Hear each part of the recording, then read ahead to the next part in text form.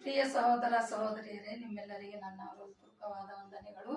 ಇವತ್ತಿನ ವಾಕ್ಯ ಏನಂದ್ರೆ ಮತ್ತಾಯ 19:13-15. ಯೇಸು ಚಿಕ್ಕ ಮಕ್ಕಳನ್ನು ಆಶೀರ್ವದಿಸುವುದು.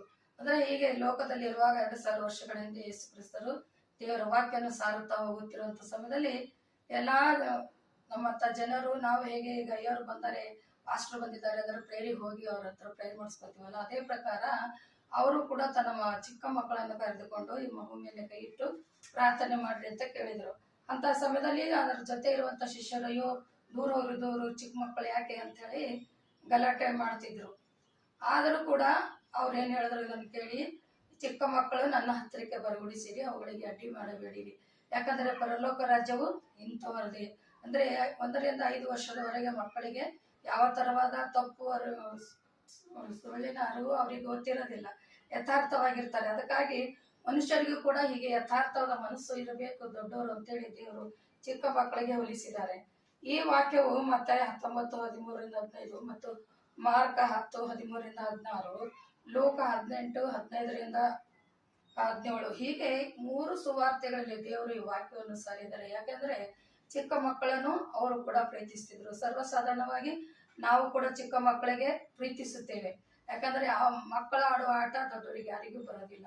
ಹಾಗೆ ಆ ಮಕ್ಕಳ ಮನಸ್ಸು ಹೇಗೆ ಯಥಾರ್ಥವಾಗಿರ್ತದೋ ಹಾಗೂ ದೊಡ್ಡವರು ಕೂಡ ಯಾರು ಚಿಕ್ಕ ಮಕ್ಕಳಂತೆ ಯಥಾರ್ಥ ಮನಸ್ಸು ಹಾಗೂ ಸ್ವಾತಿಕರಾಗಿ ಇನ್ನೊಬ್ಬರಿಗೆ ತಿಳಿದುಕೊಂಡು ಹೋಗುವಂತ ಎಲ್ಲ ಇಂಥ ಜನರು ಮಾತ್ರ ದೇವರ ಆಜ್ಞೆಗಳಿಗೆ ಮೀರಿ ನಡೆಯೋದಿಲ್ಲ ಅಂತ ದೇವರ ವಾಕ್ಯ ಹೇಳ್ತದೆ. ಅದೇನಂತಂದ್ರೆ ನಾವು ಕೀರ್ತನೆ 139:18 ಕೇಳ್ತೇವೆ. ಏನಂತಂದ್ರೆ ದೇವರ ವಾಕ್ಯವನ್ನು ಅನುಸರಿಸಿ ನಡೆಯುವರು ಧನ್ಯರು ಅಂತೇಳಿ.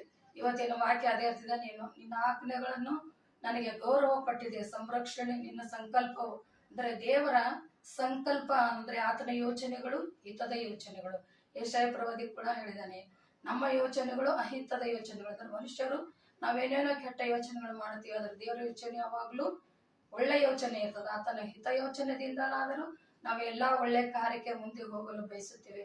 ಅದರಂತೆ ಕರ್ತನೆ ಇವತ್ತಿನ ದಿನದಲ್ಲಿ ಒಂದು ವಾಕ್ಯ ಏನಂತಂದ್ರೆ, ತಂದೆ ತಾಯಿ ಮಾತು ಕೇಳದವರಿಗೆ ಯಾವ ರೀತಿ ಅನುಭವ ಪೂರ್ವಕವಾಗಿ ತೊಂದರೆ ಆಗುತ್ತೆ ಅಂತೇಳಿ. ಒಂದು ಸಮಯದಲ್ಲಿ ಒಬ್ಬ ಮನುಷ್ಯನಿಗೆ 2 ಗಂಡು ಮಕ್ಕಳು ಇರ್ತಾರೆ. ದೊಡ್ಡವನು ತಂದೆ ತಾಯಿ ಹತ್ರ ಮಾತು ಕಳ್ಕೊಂಡಿರ್ತಾನೆ, ಚಿಕ್ಕವನು ಅವನ ಮಾತು ತಂದೆ ಮಾತು ಕೇಳದೆ ಅಡ್ಡಿ ಮಾಡಿ ಫ್ರೆಂಡ್ಸ್ಗಳ ಜೊತೆ ಹೋಗಿ ಹಾಳಾಗ್ತಾನೆ.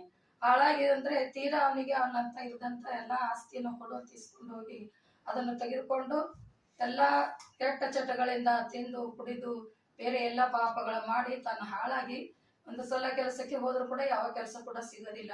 ಆವಾಗ ಒಂದು ಹಂದಿ ಕಾಯುವ ಕೆಲಸ ತನಿಗೆ ಸಿಗ್ತದೆ. ಅಲ್ಲಿ ಹೋದ್ಮೇಲೆ ತುಂಬಾ ಹೊಟ್ಟೆ ಹಸುವಾದಾಗ ಹಂದಿ ತಿನ್ನುವಂತ ಹೊಟ್ಟನ್ನೇ ತಿನ್ಬೇಕಂತ ಒಂದು ಮನಸ್ಸಾಗ್ತದೆ. ಅಯ್ಯೋ ಚೀನ ಎಂತ ಪಾಪಿದ್ದೀನಿ, ನನ್ನ ತಂದೆ ಮನೆಯಲ್ಲಿ ಎಷ್ಟೋ ಆಳುಗಳಿದ್ದಾರೆ, ನಾನು ಕೂಡ ಹಂಗೆ ಇದ್ದು ಜೀವನ ಮಾಡ್ಬೋದು ಅಂತೇಳಿ. ಬೇಕಂದ್ರೆ 10 ಆಜ್ಞೆಗಳಲ್ಲಿ ಒಂದು ಆಜ್ಞೆ ಹೇಳ್ತಂದ್ರೆ, ತಂದೆ ತಾಯಿ ಮಾತನ್ನು ಸನ್ಮಾನಿಸಿರಿ, ಸನ್ಮಾನಿಸಿದರೆ ಭೂಮಿಯ ಮೇಲೆ ಬಹುಕಾಲ ಬದುಕುವಿರಿ ಹಾಗೂ ದೇವರ ಆಶೀರ್ವಾದ ನಿಮಗೆ ದೊರಕುವುದು ಅಂತೇಳಿ ಸತ್ಯವೇದ ಹೇಳಲ್ಪಟ್ಟಿದೆ.